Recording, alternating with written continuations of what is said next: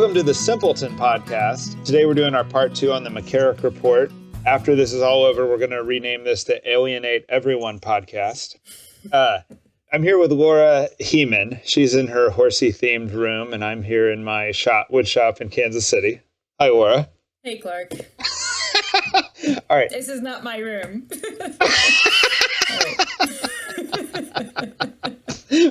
When you stop filming there, I'll stop bringing it up. So for Christmas, I got these really great earphones that were kind of like the noise canceling earphones. And one of the things that like blew me away was like listening to music from the 70s, like John Denver, right? Because like I somehow assumed that music was kind of crackly when it was recorded. And now I don't know if they've like, cleaned it up digitally or something, but it's just like unbelievable. It like blows my mind to listen to it in all its clarity, Yeah. And so I fell down this weekend down a carpenter's wormhole. Okay. You know who the Carpenters are? Okay. Yes, the band. Yes. Yes. Sorry. All right. So like I'm like watching documentaries on the Carpenters, watching all the music videos, listening to all the music in its purity, So one of the things that was kind of crazy about that I thought related in an interesting way was that Karen Carpenter, after about 10 years of performing, died at like, I think 32 of anorexia, right? And one of the things being brought up was that no one even knew the word anorexia when she was struggling with it. Right. And they didn't know how to address it. They just said, eat more, but they didn't like all the kind of basic, just vocabulary knowledge that we have today, they just didn't have. They said that at that point, the term anorexia was known by a few specialist therapists, in the nation, right? And then her death brought a lot of attention to it. And it also made me think about how when Mother One in the McCarrick Report is trying to bring this to the attention of everyone, how she seems to say she didn't have the words for it.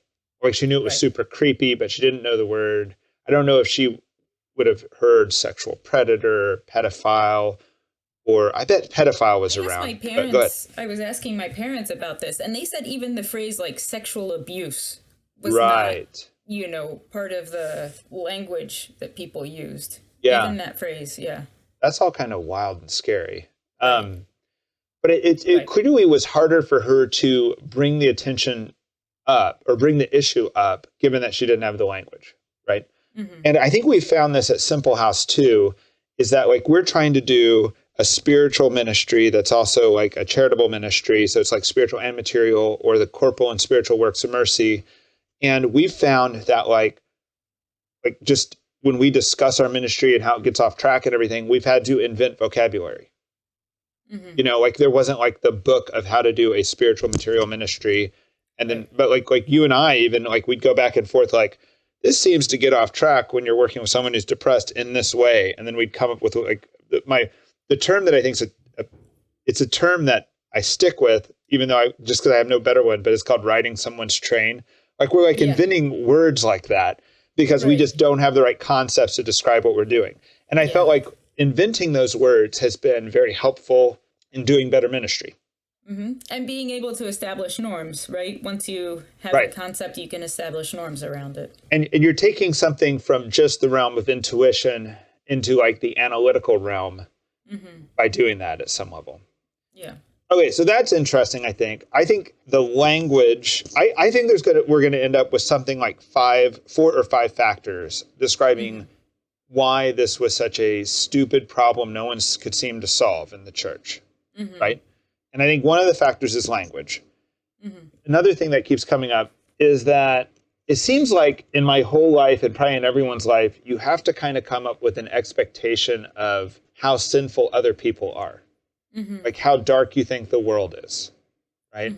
And maybe it's not dark because if we believe we're saved from sin and we can be reformed, maybe just the darker humans are, the more the hope, kind of more beautiful the salvation at some level. But this kind of comes up because if you think humans are courageous, if you think humans don't lie that much, if you think humans aren't usually predators, or are very rarely predators, then you would not need much of a system to control this problem, right?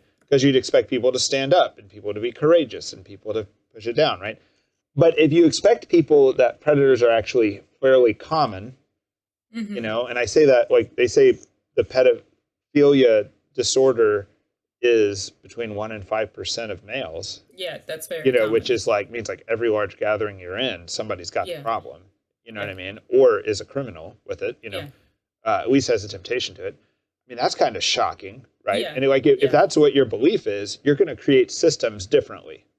You're going to have different types of schools. You're going to have different types of babysitters. You're going to have different types of, you know, just different systems to protect kids.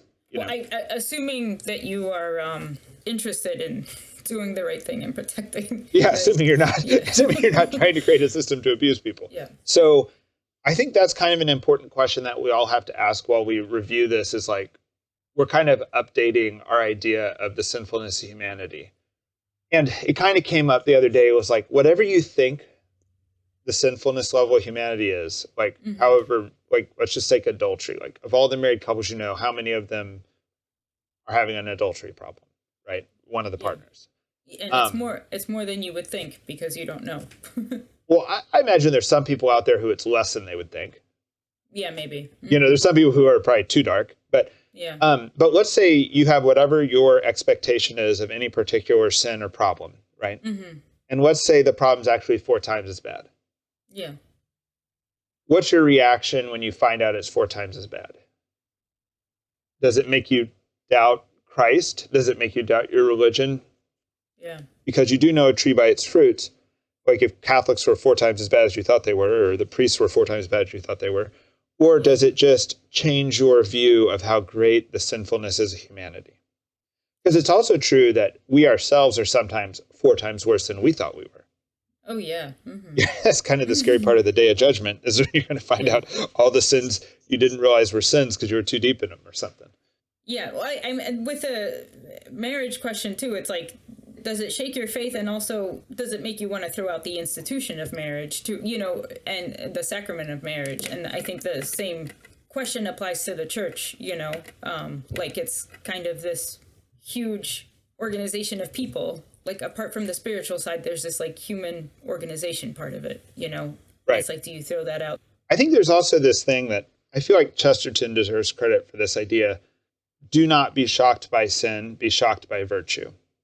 Like, if you go through life being blown away that someone's just kind, you tend to have a more optimistic view of the world, even though it's a darker view of the world, than to be shocked when someone is not kind, you know, or evil, you know, or does something evil. So I think that virtue is actually the interesting thing.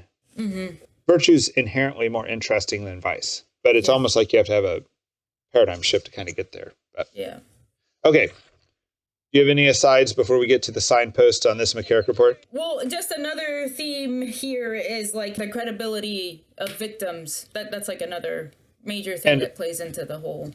We were talking about that. Like, I have a friend from college who is a lawyer who specializes in sex abuse, and if his client, you know, is accusing someone, the defendant will say, well, you know, the person who's accusing me is on drugs, or the person accusing me kind of failed out of college or failed out of school or whatever, right? Yeah, they're unstable, however. They're unstable. And a little bit of that could have been why they were victimized to begin with, because maybe they were a little bit more vulnerable.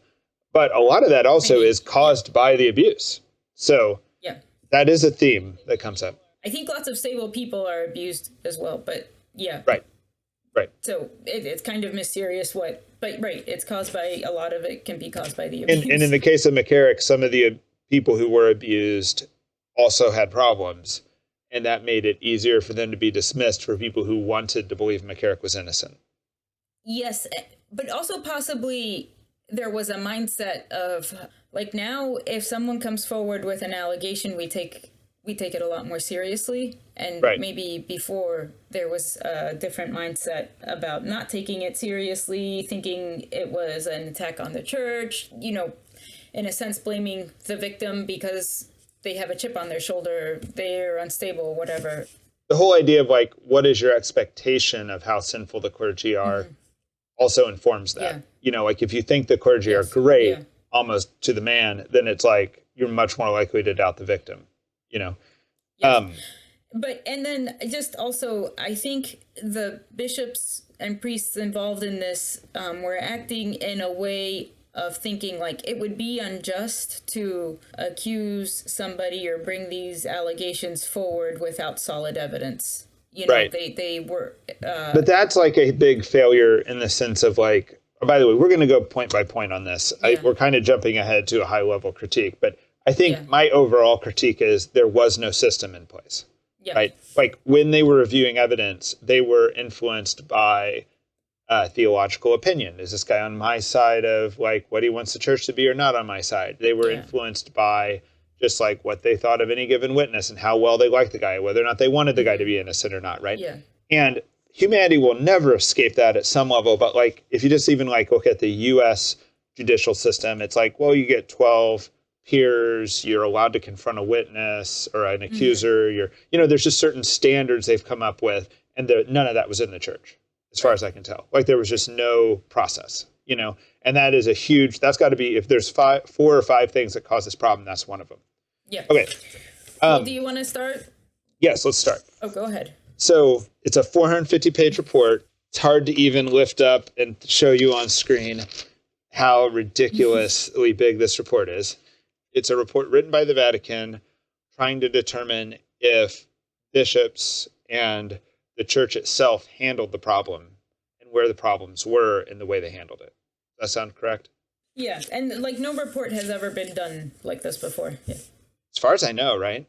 Like there was no report like this for the Legionnaires or anything, right? Nothing like this has ever been. Yeah, a lot of like private files were released for this.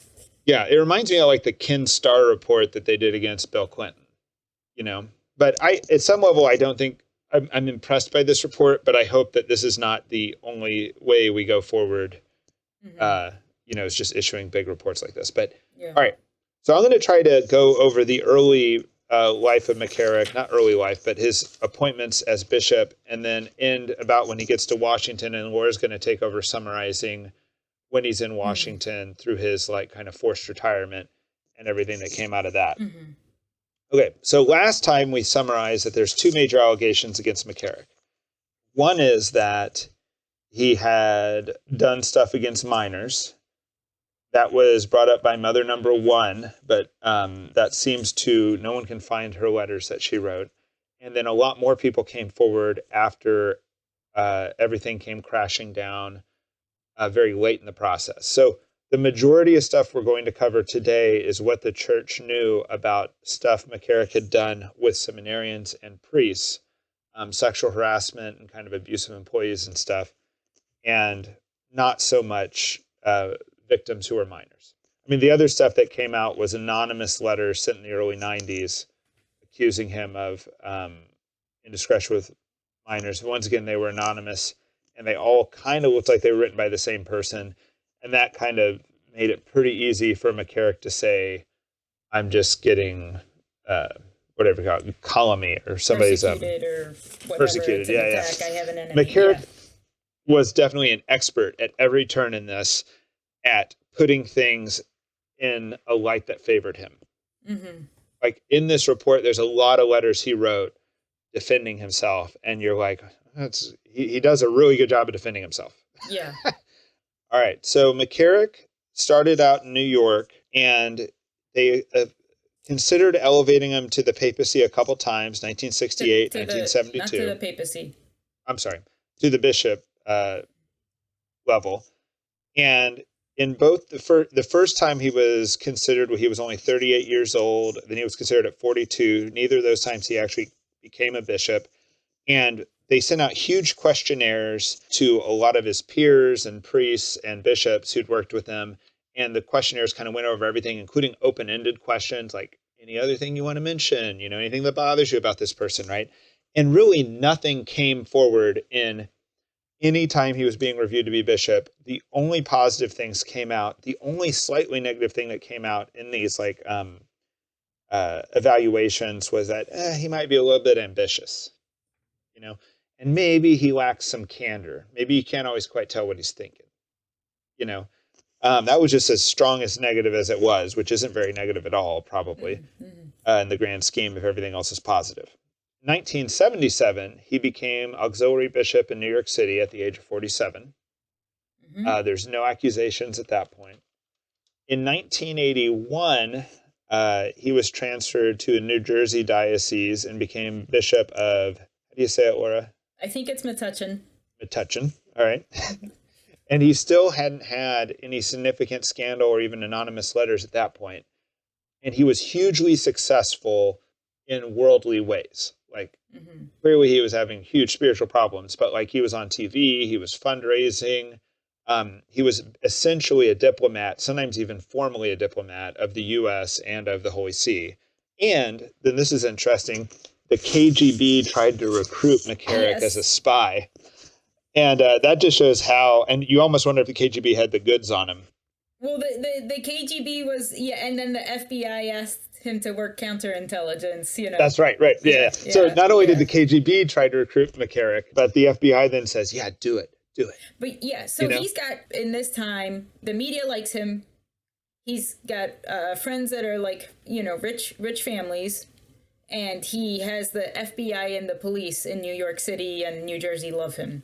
So he's got like kind of all these, Right. And this was kind of an interesting point. Like Washington, D.C. used to have this cool bookstore. It might still be there. It was at the old government printing office. It was the government printing office bookstore. It was in the basement near Union Station. And in that little bookstore, they had like the CIA world, like fact book and these books that were like printed during the Cold War for the U.S. government to help them understand what was going on in Soviet controlled areas and communist governments. And I remember flipping through one of those books and there was like a big chapter on an essay, like the implications of a Polish Pope on the Cold War, So like both sides were thinking about how the church affected the Cold War. I mean, some people give JP2 a lot of credit for helping bring down communism. So while in Metuchen, most of the bad stuff he did seems to have happened. Like he, with seminarians anyway, and priests. He had a lot of scandalous behavior that we described last podcast, a lot of the sharing of the bed at the ski resort. Mother One took her action during this period with anonymous allegations. Oh, actually, some of that happened while he was at Newark. Yeah, there was a detail that when he changes diocese, he convinces, I guess Metuchen originally owned the beach house, and he convinces the diocese to sell it to his new diocese. Yes, after he goes to Newark, he keeps that same beach house because he gets one diocese to sell it to the other. I wanted to it was kind of interesting when he was appointed to Newark at 56, there was an issue where they talked about the Newark diocese suffering from doctrinal and discipline issues. And they thought McCarrick could help address that. And that's kind of interesting. I think like almost everyone outside who's not on the inside of the church has a hard time understanding how power works in the church or how it's not quite as hierarchical as it looks. Like it's actually quite hard to keep certain people in line sometimes. Like I've heard this in religious orders that they were like, the guy hadn't done anything wrong, but they needed to call a certain brother back from Africa who just didn't want to come. So they had to like tell him, report on this day 4 months later at this city, in the U.S. And they weren't going to tell him exactly how to do it or anything because it was just like they were worried the guy would just like, just leave the order over that, And I think there's a lot of this kind of weird soft power stuff that's like you have to use persuasion more than it's not like the army where you give orders, Yeah, I have a friend who I think in like part of her conversion was she was not Catholic and she always thought like the Catholic Church is trying to do this, the Catholic Church is doing that, and realizing that the Catholic Church is not as organized as she thought it was like a sort of key piece for her. Yeah, that's true. It's constantly confusing even for me being, fairly close to the church. I just it's just interesting the types of ways they have to manage it. So in Newark, the scandal was kind of coming out. He was also still very worldly successful, basically a government employee at some points. And he went everywhere, the worst parts of the world he was, like he was in China trying to get the church not persecuted. He was in Yugoslavia when they were having all their problems in the 90s. He was in Syria later in life. he was in like he may have had more foreign policy experience than any U.S. diplomat, short of like a Harry Kissinger. I mean, he was in Iran. He was in China. Like he right. And it doesn't even appear like he was always asked to be. It was just, it seemed like half the time he's like, oh, there's a problem. I'm going to the Central African Republic because they're having a civil war or something, you know? Like he was part of a delegation. There was a thing in Iran with like 2 hikers that they didn't want to let go. And he was like part of the delegation that like went and met with Ahmadinejad and brought them back home. Like, yeah. So I would say, you know, a little bit of this, you know, we're going to get to this later, that he seems to have liked showboating or liked being a high roller.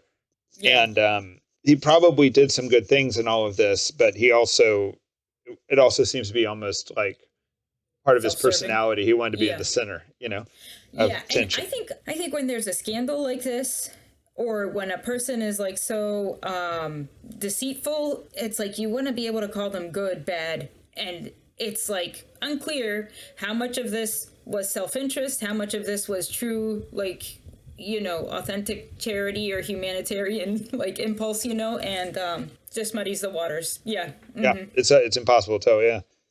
So during this period, we have our first kind of knowledge where the hierarchy seems to need to do something. Like Bishop Hughes is a new bishop of Metuchen. He has people come into him, priests saying, you know, this happened to me, and he says, I'm going to handle it. He seems upset about it. Yeah, I think he really was. Even the accusers think he was really upset about it. They kind of thought he wasn't really up to the task of handling it. It does appear that he handled it, at least in the sense of like going to Cardinal O'Connor in New York City and briefing him, which would have been, I mean, once again, power in the church is not as hierarchical as it looks, but I mean, technically Cardinal O'Connor is supposed to be over the Bishop of Newark. Yeah. But it's not apparent that like anyone can ever get fired in any of this, right? Yeah. Like, I feel like when I heard about, like, I went to, you know, public school, but when you'd hear about like bad popes and things like this in the Middle Ages, right. I don't think I ever really like meditated on what that meant. Like, there had to be people who really loved the church and loved Christ who were like pulling their hair out at bad popes, you know? Yeah. And they also had no other recourse than to wait for them to die. Yeah. And even after they died, sometimes they'd had enough cronies that the next pope wasn't. Or progeny. Progeny that they had. The corruption could have been multi-generational in those periods, right? Waiting for someone to die seems like a very bad system. But certainly you don't have to promote someone who's doing bad. Right? Like, even if they couldn't have removed him from Newark, they did not need to promote him to DC. Right. And not only do you not need to promote someone who's doing bad, you actually don't even need to promote someone who may be doing just fine, but there's questions about him. You don't actually even need to promote that person.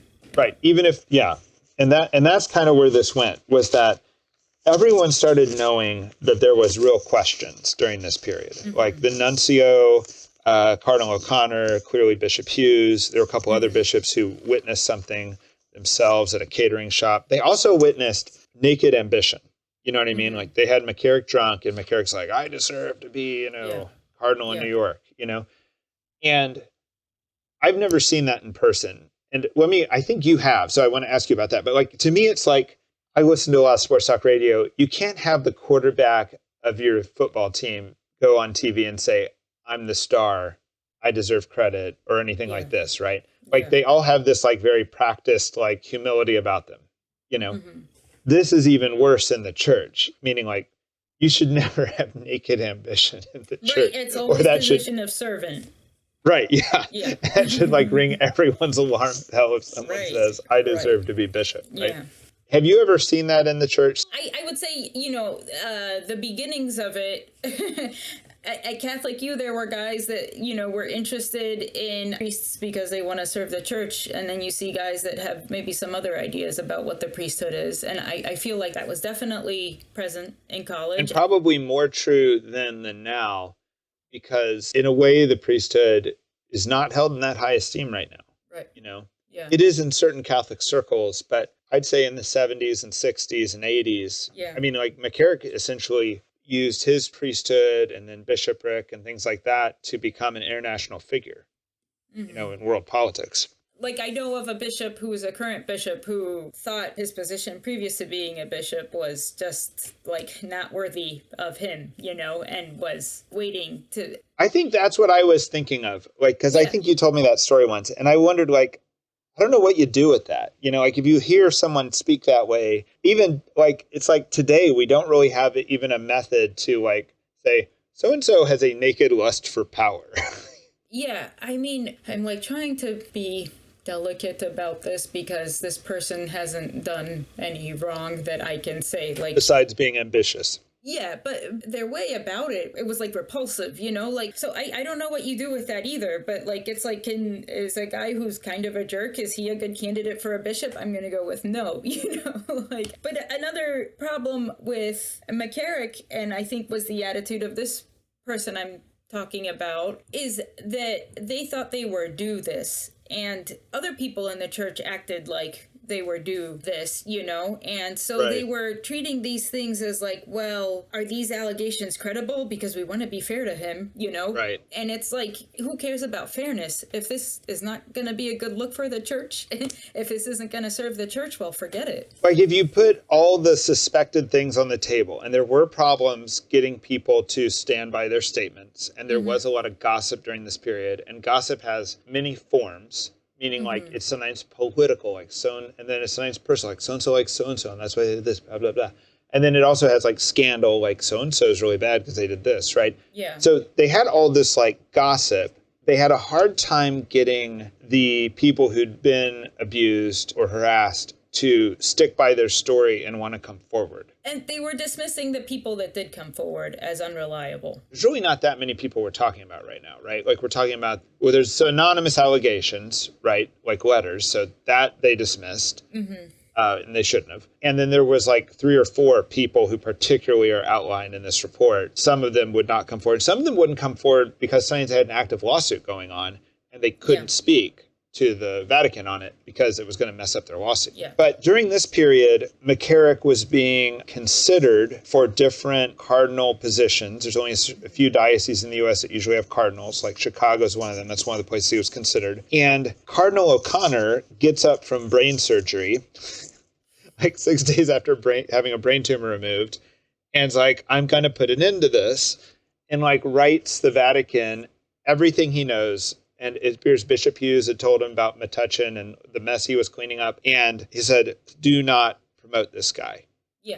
And Cardinal O'Connor had previously been one of his defenders. Cardinal O'Connor, it's not clear to me who's a defender and who's not, because a lot of these people get put in public situations where they just kind of seem like they're giving pleasantries that are positive. Yeah. And there's also this idea that Cardinal O'Connor during this period gave McCarrick a big correction and told him to knock it off. And he did, and McCarrick does. And that's the weird thing about the report is it does appear that McCarrick's inappropriate, illegal, abusive, harassment behavior ends in the mid-90s. Yeah. And it seems to coincide about when Cardinal O'Connor would have confronted him. No one knows for sure if he truly knocked it off, but it just appears that there's no other evidence after that. It stops. He also is quite old by that time. Yeah, but I want to say something about Cardinal O'Connor's letter. So Cardinal O'Connor does basically the most heroic thing that's in this whole report. He writes this letter. He's trying to put a stop to this, but... It's unclear even why it's heroic. Because, like, he's a cardinal. He's already made it. He's not going to become pope. Yeah. He's near the end of his life. Like, he should just be doing this as a matter. It doesn't seem like it takes extraordinary bravery to do what Cardinal O'Connor did. Yeah, well, it seemed to me that Cardinal Although he is a good guy. But. Yeah. I think it was sort of his opinion of McCarrick was evolving and changing, and I think at some point he thought that he wasn't really a threat, that the allegation against him that he knew of was totally, most likely bogus or whatever, and it kind of changes over time. That was my impression. I think that seems true to me. I think the point that we need to make, though, is like Cardinal O'Connor's letter to the Vatican, which is totally in the report, even if you think it's probably not true. Like, if you think that Cardinal O'Connor is probably wrong, like, let's say you give Cardinal O'Connor only a 10 or 20% chance of being correct. Why would you ever promote this guy? Yeah. Even if you think he's probably wrong, it should have ended McCarrick's progression. Cardinal O'Connor's letter, the way it's written, like he's trying to be very clear. Like one time there's a ministry situation, I needed to call CPS because there was like sexual abuse going on. And I call and I'm asked all these questions and I'm on the phone for an hour and I'm trying to be like so precise and not get anyone in like more trouble than they deserve to be, like I'm trying to be so exacting with my words that at the end, the woman is like, well, I don't know if I can call this in for sexual abuse. And I was like, what? Whoa, did you hear anything I just said, And so then I was like, no, hold on. Well, let's start again, and it was like she had sort of just decided at that point. And then they sent somebody into the house for violence instead of sexual abuse. And it was like a stupid situation that got just totally messed up. But part of the problem is if I would have just been more, direct. And so Cardinal O'Connor's letter is sort of like, well, he does have these good qualities, but I really don't think you should, do this. But here are some of his, I thought his letter was a little confusing in that way. I thought it was clear what he was trying to say, but people then later point to it and say, well, he did say he has these good qualities. Yeah, that was just kind of dumb, though, when I was thinking about it. Like, there's two cardinals in the Vatican. I think they're cardinals, or at least archbishops. One, his name is R.E., or probably Ray. Yeah, I think Ray. And the other one has a very long name, and it is Cacciavillan. The last part of his name is almost villain. As far as I know, these guys are operating as best they can. But what they kind of do is they kind of go on this kind of explaining away of Cardinal O'Connor's letter. Yeah. And it doesn't seem that they weren't trying to do what's right. It just seems like they were biased. It seems like maybe they knew McCarrick or they wanted McCarrick for some reason. But it doesn't seem like if they really were trying to protect a predator, or get him through, right? And a key thing is John Paul II. John Paul II in Poland had seen a lot of, like, the way for communism to attack the church is to create scandal. And so he had seen a lot of false accusations and had a sort of bias that accusations tended to be political and false. John Paul II ends up signing off with him becoming cardinal, which seems insane in hindsight, even if there was a chance of this being true. Right. Yeah. And then as he becomes DC's archbishop and then cardinal, I think a lot of people started calling in with phone calls and doing more reporting from Seton Hall and stuff that was like, are you kidding me? Like, you should have never appointed this guy, but kind of after the fact now calling in new stuff. So that's in November 2000. He's named the Archbishop of Washington, and then he's made a cardinal in February 2001. During that time, it's like all these like rumors are bubbling up, and he even has this like director of communications who I knew, and she was wonderful person. People are telling her, hey, he's a shady guy and there's all these rumors, and she's like trying to verify them, and she's talking to reporters from different newspapers. This reporter approaches her and says, I'm going to publish this, I'm going to talk to these 8 people, I'm just letting you know. And all these reporters are kind of trying to get this story, but it keeps coming up to a dead end because no witnesses are coming forward. All the people that are supposed to like be willing to talk do not talk. She can't verify anything from anybody. Which ends up making him look more innocent. Because like if you have all these reporters digging, and Cardinal Ray tried to dig a little bit, and people aren't coming forward, it kind of makes it does make it look like people are just trying to like character assassinate him. Through gossip. He's even able to publish, like, I myself have been a victim of, false accusations. He's framing the whole thing all the time, and he's doing a great job of framing it. Yeah. Right. Mm-hmm. And the other thing is, I wonder, this was not being discussed that much in this report, but I wonder how much in the U.S. popular sentiment was just not ready for McCarrick's scandal. And I mean that because in 2001, the Boston Globe thing was going down, right? Mm-hmm. That was real straight up pedophilia. It wasn't like harassing some adults. You know what I mean? Yeah. And that was going down exactly when he was becoming cardinal. Yeah. Right.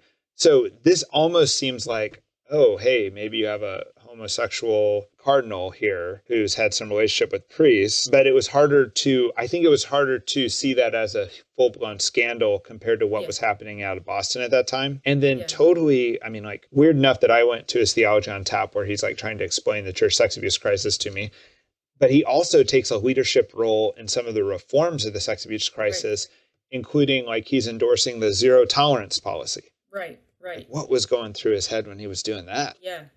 I mean, like you'd almost think that if he was involved in the reform, he would have lessened the reform. Right. But instead, he's like signing on with everyone else that if you have any accusation that's credible, you're just done. I mean, this is a very much lower bar than the court of law for a U.S. citizen. Like if you just have, if it's plausible you could have been an abuser, you're done. Yeah. All right, what else is going on?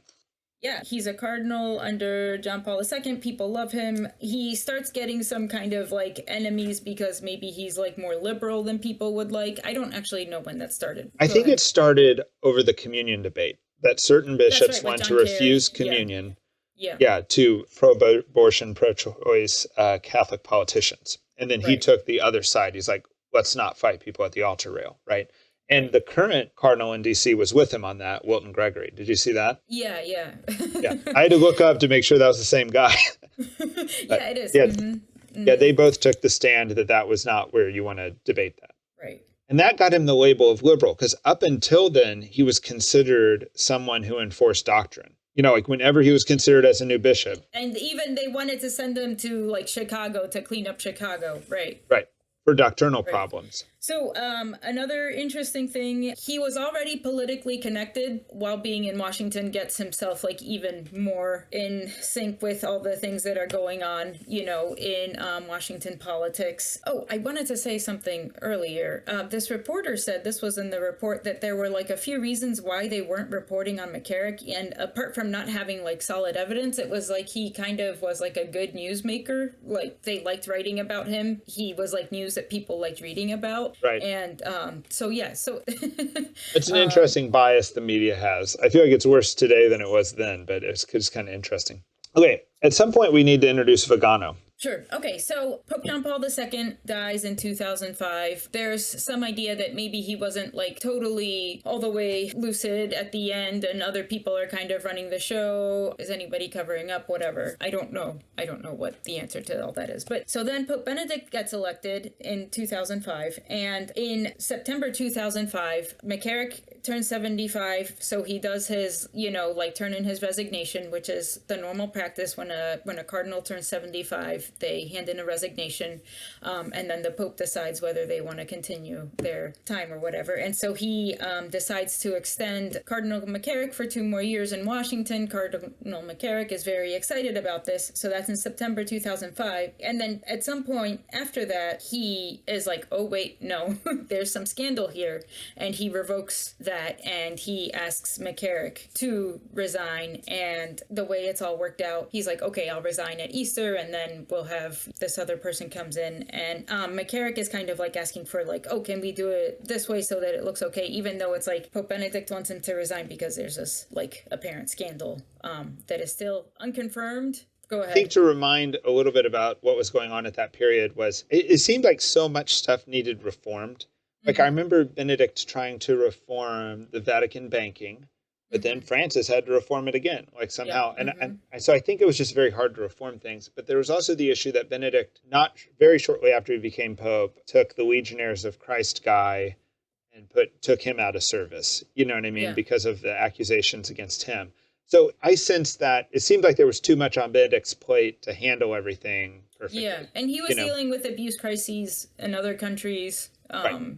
Yeah, so there was a lot. But Benedict basically realizes something is up and is like, oh, actually, no, we're not extending your time 2 more years, and you need to resign. And then he has this prefect of the Congregation of Bishops kind of handle all of this. And according to the document, there's like no official sanctions placed on him. It's just like, you need to like keep a low profile. You need to move to somewhere where you'll be out of the public eye and kind of pray and live a more, low-key life from now on. And so then around this time, this Vigano, who I'm not sure what his position was, he writes these like memorandums for his like superiors that Cardinal McCarrick is like a shady person and intervention needs to happen or else there will be scandal. And it seems like these documents are largely ignored. But they also... So Vigano is not yet the nuncio to the U.S. He's issuing documents that it's not clear that anyone asked for him. It's not like somebody said, "Hey, Vigano, go tackle this problem." Right. Yeah. Right. So Vigano's kind of being a whistleblower. An ineffective whistleblower. But it's showing where his head's at with all that, Yeah. right? Yeah. He's bothered by it. Mm-hmm. part of this kind of upsetting thing, I don't know if upsetting is the right word. I'm just kind of confused. Like, why is everyone in the Vatican a bishop? Like, if you're working in the administrative section that chooses bishops, why are you a bishop? Like, why aren't you a lay person even? It just does. It's not clear. Like, the only reason why it makes sense to me that all of these administrators in the Vatican are themselves bishops is if that's the only way someone will listen to you. I mean, more and more we're seeing the church try to bring laity, trying to bring women into positions where maybe they weren't before. And I always feel like this gets clouded because then people are like, could this mean women priests one day? And it's like, that's not what we're talking about, people. So I don't know where it stands, those positions now. Well, clearly, though, one of the reforms that's coming out of this sex abuse crisis is laity need to, like, you can't have just priests judging priests. Right. Like, there's an inherent bias in that. Yeah, and you can't have just priests making all the church organization decisions. Certainly at the parish level, that's true. Well, even at the diocese level. Like, we had a chancellor here that was a lay person. I think Pope Francis is trying to change this. I think he's trying to bring more lay people and more women into higher leadership and decision-making positions. I don't know at the end of the day how much say these people actually have is the question, right? But and people are divided on whether that's good or bad even, so... My take is to work for the church, you need to be retired or independently wealthy so at any moment you can quit. Right. Because you see lay people who kind of get like in a position like, I really need this job, and then they can't whistleblow. Yeah. Okay, so Vigano is whistleblowing ineffectually. And McCarrick has been given these unofficial directives, and he does not want to follow them. And if you have ever been in a position where you needed to fire an employee, this is like just so exasperating to read through, almost to the point that it becomes comical, because it's like, McCarrick, you need to, stop traveling. And he's like, okay, so by stop traveling, you mean I can still keep my trips to like China, Ghana, Iran? And they're like, no, you need to stop traveling. Right. He's like, okay, so that means I can still work for like Catholic Relief Services, and it just goes back and forth. Yes. And they can't control him. It's like I would say that's like almost 100 pages of back and forth. Yeah. Right? It's unbelievable. And it's like it is comical. It's like he'll be like, keep a low profile. Okay, so I swore in the Prime Minister of Ireland, and that's okay, right? And then I like opened Congress, but don't worry because there's other news in the news cycle. And then like. And you're just, and he's like, the media was more focused on the Senate that day. So, and it's incredible. Like, what a huge management headache. And I think one thing that contributes to this is like, who is in charge of him? And you can't fire him. And who is in charge of him? It's unclear who's in charge of him. He's a retired cardinal doing what he wants, basically. Yeah. And they're given like, there are multiple people giving him reprimands and sending him letters, but no one can stop him. And the other thing is like, it'll be like where he's living is a seminary, which is a stupid place for him to live, right? Yeah. Although there is no reports of abuse and he appeared to have been fine during that period, but they tell him you got to move. And then they like have this internal Vatican discussion of like, okay, so just telling him to go isolate himself somewhere is not an option. He just refuses. Yeah. And he would like get too depressed and it would be like really bad for him psychologically. I guess so. It's just like, that's not an option. And then, so what are we going to do?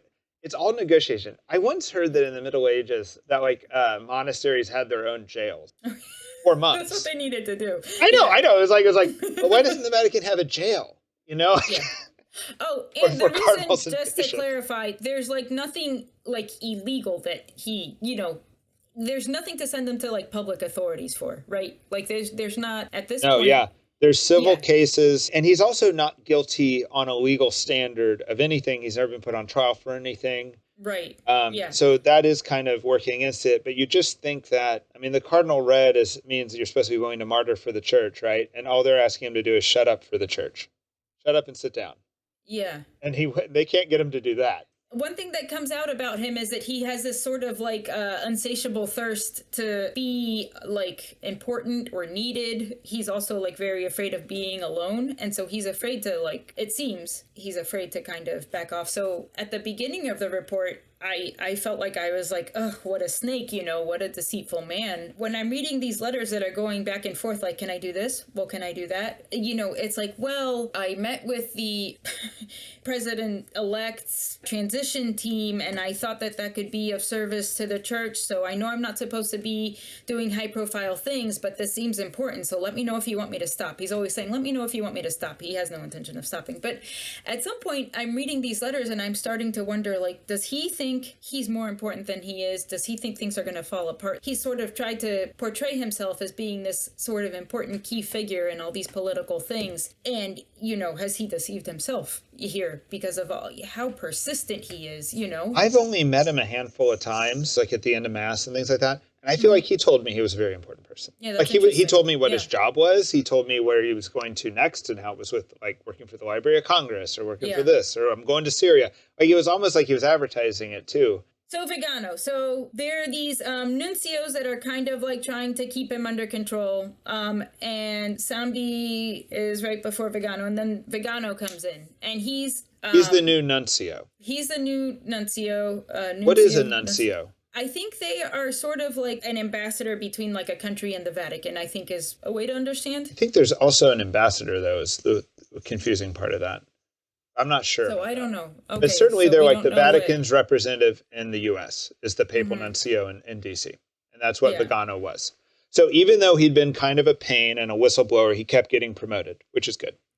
Yeah, right. And so he's trying to keep McCarrick under wraps. He doesn't do it that well, and it's difficult to tell how committed he is to it the whole time, because sometimes he's more lenient with him, and this happened with the other nuncios. But everything explodes, right, when the Archdiocese of New York announces that there's, like, credible allegations that McCarrick had molested a minor. And so this was in 2017. In 2018, McCarrick is officially removed from ministry.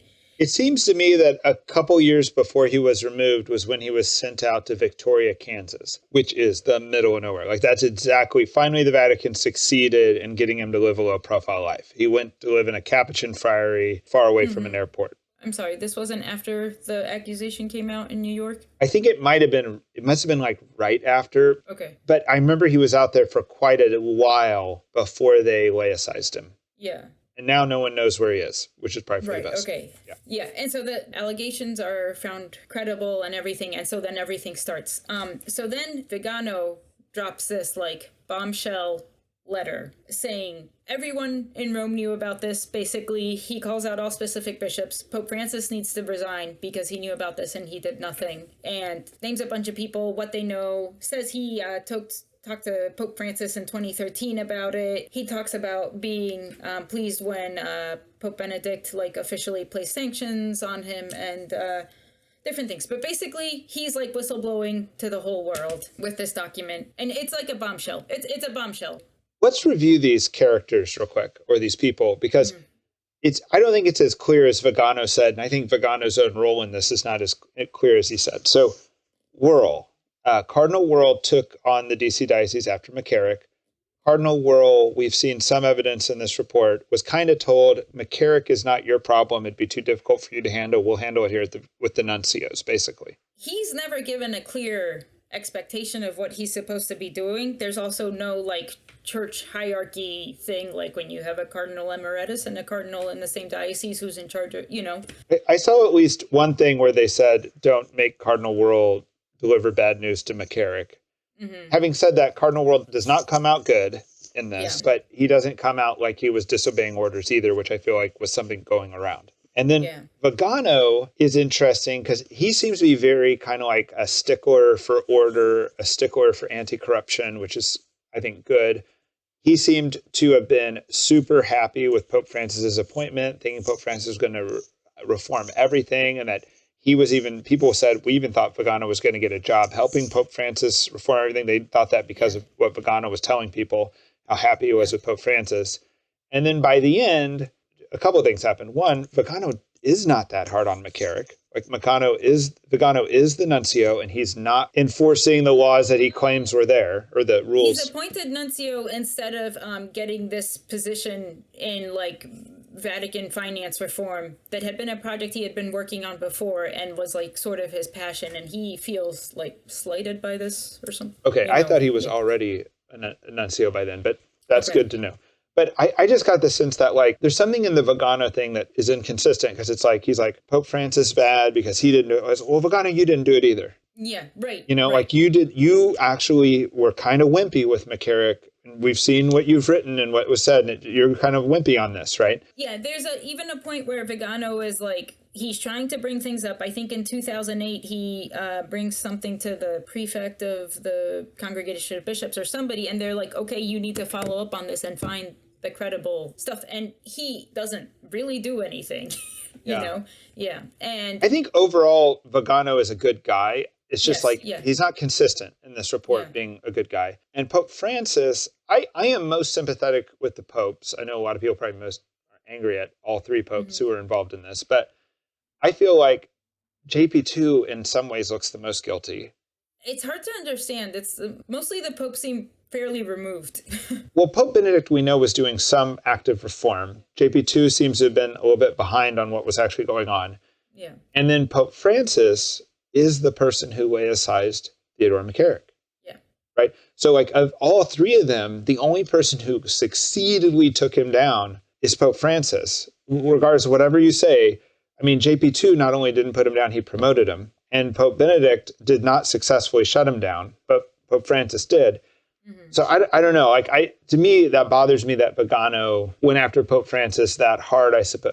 Didn't he go after Pope Francis, though, before Pope Francis had laicized McCarrick? No, I think Pope Francis removed McCarrick from the College of Cardinals in July 2018. And then in August 26, 2018 is when Vigano releases his letter. Which maybe, at this point, though, you could say that it looked like Pope Francis was just trying to cover his, behind, right? Because there's public allegations now. So it's like he's just doing what had to be done. Any pope would have done it. Well, I don't know if any pope would have. I disagree. We can't say any pope would have done it, because when's the last pope that laicized a cardinal? Yeah, I guess. Right. Ever? Okay. I'm not sure it has a historical parallel. We know that Pope Francis did it. Yeah. It doesn't make Pope Francis look great, but I don't think it makes him look bad either. So I think the most troubling thing is how much kind of went unchecked under JP2. And I don't know that that's his fault, but it is definitely happened. Yeah, I think when a lot of people read this document, they were like, was JP2's like sainthood cause too hasty? And I did not see that in this document. Well, I think that's kind of a question of this whole series of us reviewing the church sex abuse crisis, because it appears that this is a problem that has gone on for a long time in the church. We already mentioned the reason of there was no due process in the church to deal with it. There was no way of removing these people. We also mentioned the language and even the societal understanding of this had not caught up to where we are now.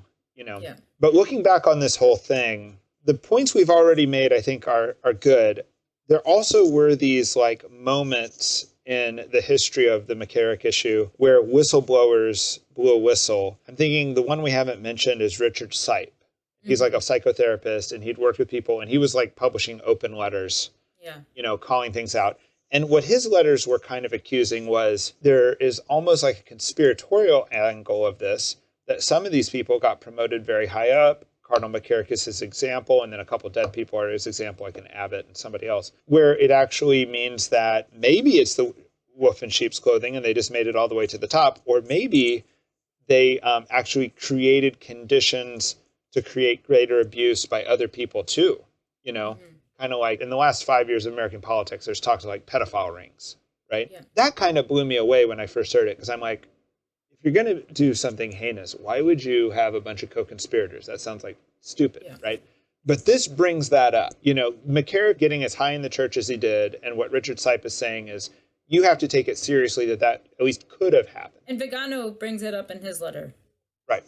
And am I right in thinking that Vigano equates all of this to homosexuality? He is very concerned about that. Like a homosexual subculture. Yeah. Vigano is also talking about this as a seminary problem, and I would agree with him that there was a seminary formation problem not just like, oh, we didn't teach them about proper sexuality. No, there was a bigger seminary formation problem than that. People were being victimized in seminaries. Like I heard a rumor that it was like, if you're caught with a girl in seminary, you're definitely kicked out. But if you're caught with a guy, you kind of get slapped on the wrist or something like that, right?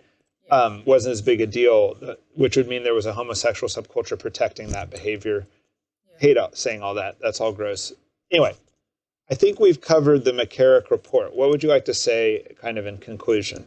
Maybe just one thing that we didn't talk about too much is how much of this maybe got lost in like conservative liberal politics, and trying to get your guy in the right place because you have a sort of ideology or whatever. And McCarrick was able to, he told a lot of people that he had enemies in Rome, he had enemies, and that people kind of bought that. So I don't know, somehow the political aspect of this kind of messed things up, yeah. To me, that is kind of all part of the gossip aspect of it too. Like, because there was no day in court where things were brought forward, because there was a lot of personal friendships, and because of politics, it was a mess. It was a very human mess. But I think we need to bring it into clarity and not conflate things. The big problem in my mind is when he was appointed to Washington.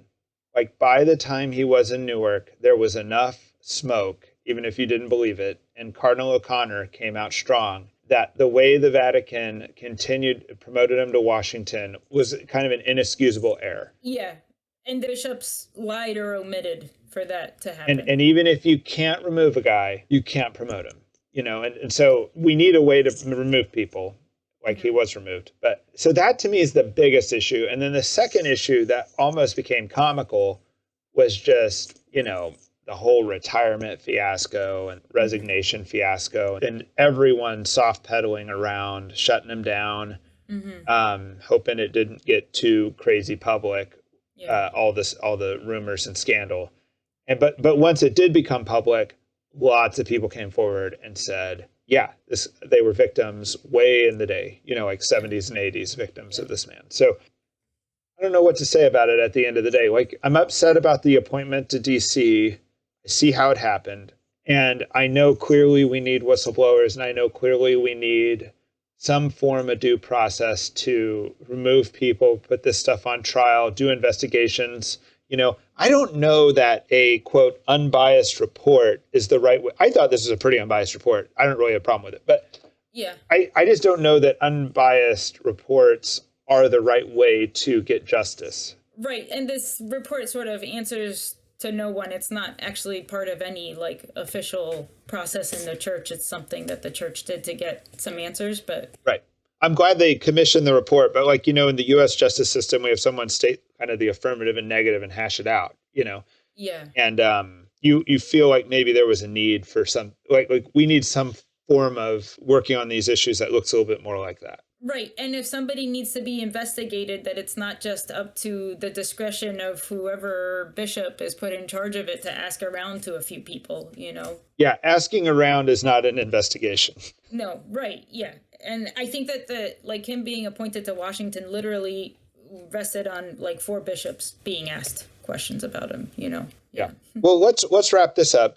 I think it's really important that we cover this. What's important is this is what a lot of people know about the Catholic Church. If you're going to be a missionary of the church, or you're going to give any type of honest representation of the church, you need to understand what happened and what changed. It's not as important as the gospel of Christ, but it's very important. Good to see you, Laura. See you next week. See ya. All right. God bless.